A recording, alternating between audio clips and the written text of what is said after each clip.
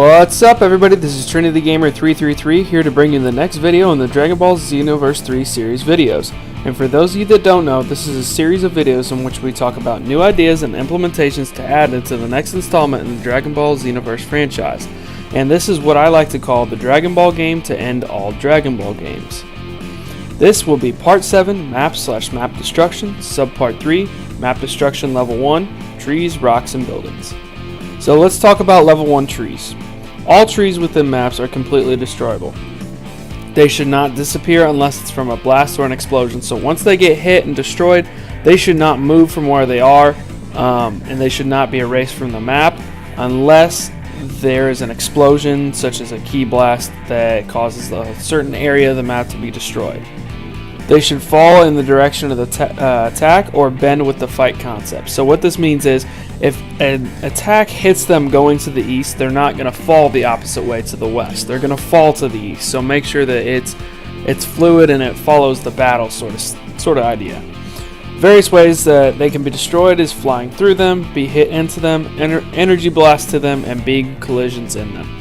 And I'll talk about this later in the beam collision video, but the beam collision will cause sort of an area of destruction effect. Level 1 rocks, boulders and cliffs. All boulders should be destroyable as well as cliffs. They should not disappear, however, and create a rubble pit. So whenever they're destroyed or hit, they should just create a rubble pit in that area, unless, again, kind of like the trees, unless it's hit with a massive blast. They should be destroyed according to the attack. And various ways to be destroyed should be getting hit through them, such as like when we see a lot of the time in the TV show of Dragon Ball, Dragon Ball Z, Dragon Ball Super, when an opponent or somebody is punched into a cliff, they collide with the cliff and kind of go through it a little bit. That should also be the case here. Energy blast through or on them. So if you have a Kamehameha and it hits the cliff, if it doesn't explode, it should go through the cliff and sort of cut a hole through it in a way. Or even destroy it partly.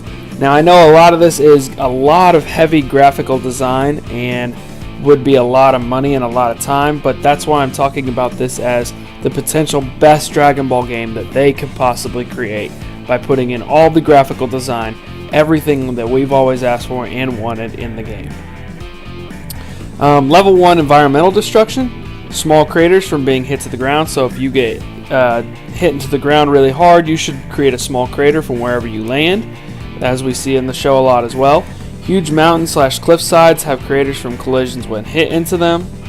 Water drains if a crater or hole is hit into a dam-like area, sort of like when the Spirit Bomb hit the ocean on planet Namek. It created a massive hole where all the water started draining into. If you have something like that happen, such as a key blast, I believe that it should be the idea of where the water starts to drain into that hole that is created from the destruction of the environment. And I guess you could put it on that there's multiple levels to the map itself and that can get destroyed, so that's how they can play through with that. Water collision causes big splashes and waves, so if you get hit into the water or use a massive key blast into the water, it should cause some pretty big waves and a pretty big splash, just to create a more dramatic effect. Level 1 buildings, the most realistic destruction possible with buildings. They should be destroyed according to how they are hit. So if they're hit from the bottom and the whole bottom gets wiped out, yes, they should topple over and collapse. But if they are hit on the top, the whole building should not collapse.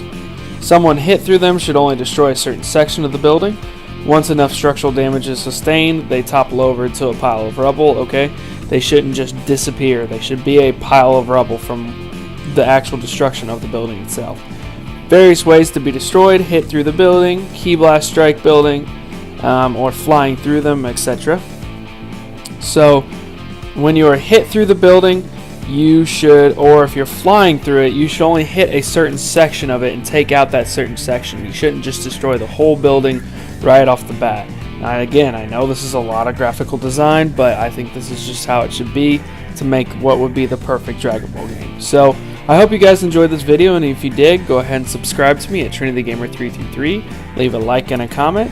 And the next video is Part 7, Map/Map Destruction, Subpart 4, Level 2 Destruction, Certain Supers and Ultimates.